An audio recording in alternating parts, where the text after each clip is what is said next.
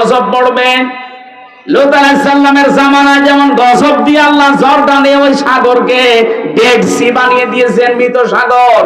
এই শুধু এই পুরুষে পুরুষে জেনা করার কারণে। ওইটা যদি বাংলাদেশে চালু হয়, এ দেশকে আল্লাহ এ শুধু কক্সবাজারের এই সমুদ্রের পানিকে শুধু 20 হাত লম্বা করে বলবে যা একটু ঘোরন দিয়াই, পুরা বাংলাদেশ পানির নিচে যেতে কয়েক মিনিটে। এরকম ডেড সি বানাতে আল্লাহর কি 10 বছর লাগবে? বলেন। এই জন্য আমরা সাবধান। অনেকে বলছে যেটা করছে করুক, আপনি বেঁচে থাকেন না, হবে না। 2 তলা নৌকা চলছে, উপর তলায় আমরা আছি বড় বড় হুজুর নিয়ে, নিচ তলায় আছে ইনারা। বারবার উপর তলায় পানি নিয়ে আসতে যায়। আমরা যদি বলি ঝামেলা করেন কেন, নিচে পানি নেই, ওরা বলেছে ঠিক আছে তোমার উপরে আর ডিস্টার্বে আসবো না। নিচে তক্তা একটা খুলে নিয়েছে, উপরে আমরা যদি এই দৃশ্য দেখে বলি ঠিক আছে যে যা করছে করুক, গা লা ইলাহা ইল্লাল্লাহ, ওরা যেমন নিজেরা ডুববে আমাদেরকেও ডুবাবে।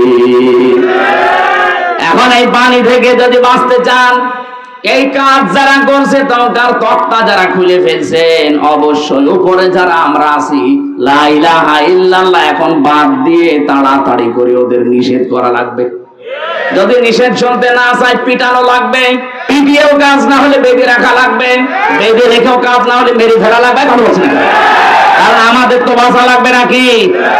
আপনি সমকামিতা আরম্ভ করে শুধু নিজেরা মরবেন না, আল্লাহ রাগ করে যদি গজব দেয় আমরাও মরবো। এই কারণে আমার বাঁচতে হবে আগে। আপনি এই কাজ করতে পারবেন না। এই জন্য তো বাংলাদেশে এত আন্দোলন হচ্ছে যে ফারুকীকে তাড়াতাড়ি সরান, সে সমকামিতা প্রমোট করে। আমরা ফারুকের বিরুদ্ধে না, কিন্তু তার এই নিকৃষ্ট কাজের বিরুদ্ধে। সে যে সিনেমাগুলো বানিয়েছে ব্যাচেলর, 60% সিঙ্গেলার নাম্বার, একটাতেও মুসলমানের কোনো উপকার হয় দেখান, শুধু চরিত্র ধ্বংস করা আর পরকীয়া প্রেম কি করে করা যায় সেইটা শিখিয়েছে। এখন প্রশ্ন আসতে পারে হুজুর আপনি কয়দিন দেখেছেন, আমার দেখা লাগে না। এগুলো স্ক্রিপ্ট দেখলেই বোঝা যায় যে এর ভেতরে আছে কি। নিজের স্ত্রীকে দিয়ে যারা সমকামিতার এই প্রমোট করে, বিশেষ করে যে ব্যাচেলর, এই সিনেমাতে যে মানুষগুলো অভিনয় করেছে তাকান, এই মানুষগুলো নিজের স্বামীকে বাদ দিয়ে কি করে পরকীয়া প্রেম করা লাগে এই শিক্ষা জাতিকে দিচ্ছে। এমনি জাতিকে ধরে রাখা সম্ভব হচ্ছে না। এমনি নাচনি পড়ি, তারপর যদি ঢোলের মাড়ি পায় ও তো কাপড় খুলে নাচবে। কথা বলে না কেন? এই জন্য তো বারবার আমরা আহ্বান জানাই, প্রতিবাদ জানাই, কষ্ট হয় আমাদের, এরপরেও আমরা প্রতিবাদ জানাচ্ছি। আপনি অপরাধ করে নিচে মরবেন না, আমারে নিয়ে মারাবেন। কথা বলেন ঠিক কিনা? আমরা আমাদের নিজেদের বাঁচার তাকিদে হলেও এই প্রতিবাদ করছি।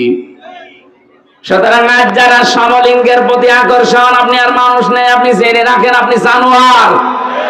বলেন, কোন জানোয়ার মারা গেলে জানাজা হয়, কবরে দেওয়া হয়? আপনি জানোয়ার মারা গেলে আপনারও জানাজা নেই, কবর নেই, মুসলমানদের কবরে আপনার জায়গা নেই। হয় আপনাকে আমরা পুড়িয়ে ফেলবো, নাই নদীতে ভাসিয়ে দেব। জানি যাদের কপালে হেদায়েত নেই, এত কড়া কথা বলার পর এই শালাদের